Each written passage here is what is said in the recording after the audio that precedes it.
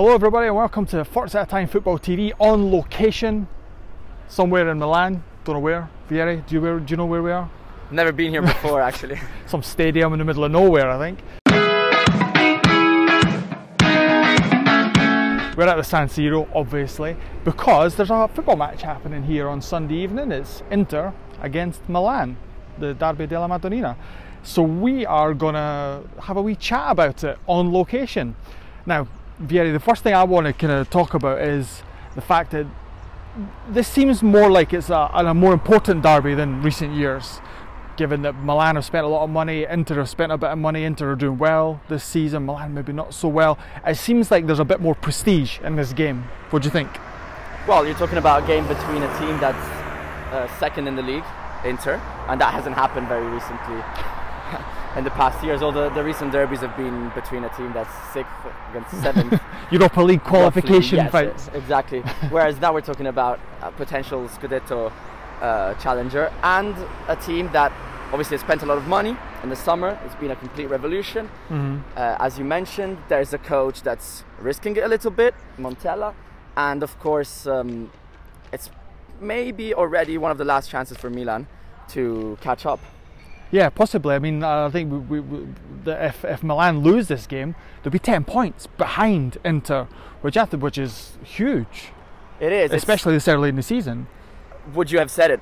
That's the thing. Who would have thought, after all the money spent in the summer, after Inter almost not buying anyone? I mean, they brought in the midfield of Fiorentina, essentially, and they are almost top of the league. Well, everybody at the start of the season expected Milan, given they'd spent so much money, to be the team that would be challenging, going for the Champions League, and it's been almost the opposite. We didn't expect much from Inter, given, like you said, that the only thing, the biggest thing that changed was Spalletti, but in terms of playing personnel, there's only a few changes here and there, and it's been almost a complete turnaround in fortune. Although I will say that Inter, despite them being where they are in the league, I don't think they've performed recently as they did at the start of the season. I think at the start of the season, the first couple of games, they looked like a proper Scudetto challenger, and then they kind of faltered a wee bit, but they got the wins, which is the important thing. It's a team sport, and having the same 11 players, roughly, for 2 seasons can make a difference. Look at Napoli, how well they're performing now. This is true. And it does take time to get that cohesion in a team. I have to say, I expected Montella to find that the system and the cohesion a lot earlier, because a lot of the new players did come in very early on, June, July. Even Bonucci, it was the 10th of July roughly, around that time. So he's had time to work with these guys and get something implemented. But, there's been injuries. Bigla's been out for a while, and he's obviously essential to how the team works. But the thing I think with Montella, an issue with Montella, I think, is the fact that I don't think he knows what system he wants to play. Because he started off with 4 at the back, and then he's went to 3 at the back, and is he playing a 3-man midfield? Is he playing kind of 5 across the middle? What is he doing? At Fiorentina, he doesn't really care too much about the system, but more about how the team plays. He'll say style over substance. Essentially, you're playing 3 at the back, but then when one of the wing backs falls back and one of the supposedly central defenders moves to the side, then you've essentially got 4 at the back. Yeah.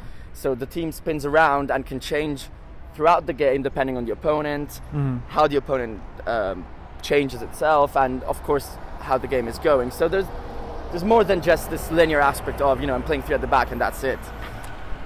Yeah, no, I understand what you're saying, but I think the players initially, when you've got a group, they should have a base, and that's why I think the problem with Montella at the minute is he doesn't really have a base in terms of the system and also in terms of the personnel, because he seems to be chopping and changing every week. And you've got Andre Silva, who's scoring goals for fun, but then he won't play him in Serie A. He seems to only want to start him in the Europa League for whatever reason. And you've got Bonaventura in and out of the team, Suso, Çalhanoğlu, and all those kind of guys. It just seems like he's almost got too many options and he doesn't know what to do with them.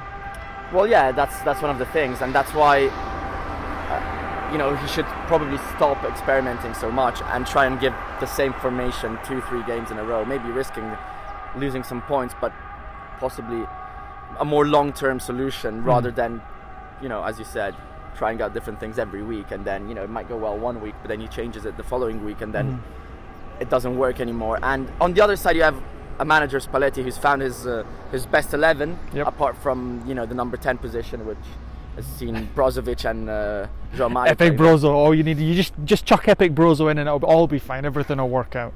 And so about kind of these two teams then clashing, because obviously you've got two I think they're quite different styles. You've got Spalletti, who I think has been a bit more pragmatic this season, and Montella, who is a bit more gung-ho. Milan have obviously their defensive problems, and Inter seem to be a lot more solid for me. Well, solidity is the main quality Inter have got. I mean, that's. Did you enjoy watching them play?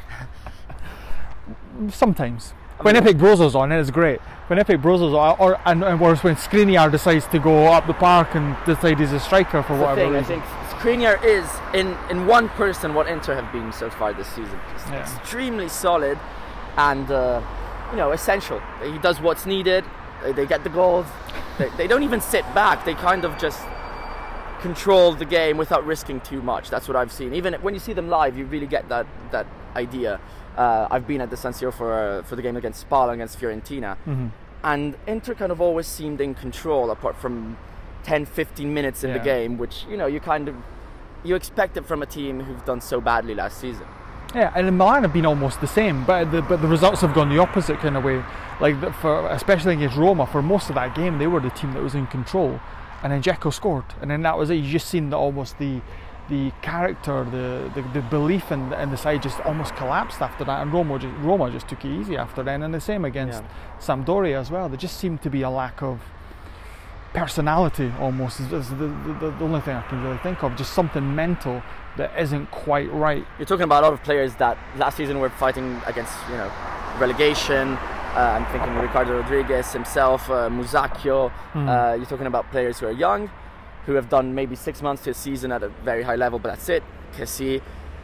Biglia has more experience, but if you take away what he's done with the national team, he's always played for Lazio at a top level. So the only one who's got that leadership has to be Bonucci. And he's not done it. Of course. I mean, he's speaking a lot.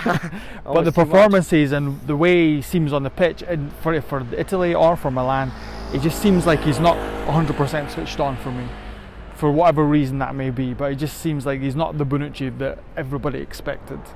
No, of course not. And of course you don't expect. You don't need to give Bonucci time to adapt. Bonucci has to be someone who's impactful straight away, which is another of the issues. If you start saying, well, we need to give him a bit of time to adapt, then how much time does Kessie need? How much time does Biglia need? And you end up mid-season 10-15 points behind the top 3, top 4, and it's hard to catch up afterwards. There we go. Right, so how do we think this is going to go then? Well, if I have to predict a result, 1-1. Because I think... Don't sit on the fence, Vieri, come on. Everyone will be happy with something like that, I think.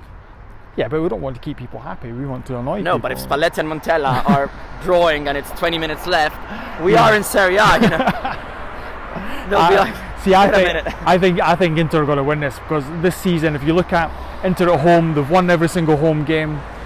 And Milan, every time they've came up against a test, Lazio, Roma, and away at Sampdoria, they've really struggled. And I think we're going to see something similar on Sunday. And let me ask you a question as well. Here we go. Is Montella going to go if he loses this game? I think it'll be very, very difficult for them to maybe justify keeping him on long term if he loses this, because like we mentioned, they could go 10 points behind Inter, and if other results kind of go against them, they could in theory end the weekend in 10th or 11th spot, which for a team that spent 200 million euros, that's not where they want to be, and it's not where the owners would expect them to be. And I think there'll be a lot of kind of questions asked, but it might even depend on who they can get in to replace him. If they can't get somebody in key, I think. of caliber, say even Ancelotti for a season or a couple of years, that I think will be key, who they can replace him with. But I think if he loses the derby, he's on a hide into nothing, and he'll be gone sooner rather than later. There we go. We'll see. Right, so there we go. So the derby's on Sunday night. You can follow everything on Forza Italian Football. You can follow Vieri on Twitter at Vieri Capretta. You can follow me at Schiavone. What else have we to shill?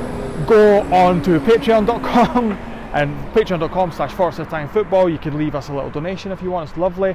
And then if you go on the website as well, you've got a little shop square thing, and we've got a couple of mugs of it. They're Italian players, so there's no club bias yet, but we'll maybe get some in the future, and you can help support us in that way as well. So I mean, Vieri, unless you've got anything to add, I think that's us done. Subscribe to our YouTube channel. I'll do that as well. Follow us on Facebook and Twitter. Usual drill. Yeah, exactly. You know what to do. Links and all that are in the description, blah, blah, blah. So we'll probably see you at some point after the derby, and we'll have a few videos after that. So but there's nothing else left for me to say other than arrivederci. Ciao, ciao.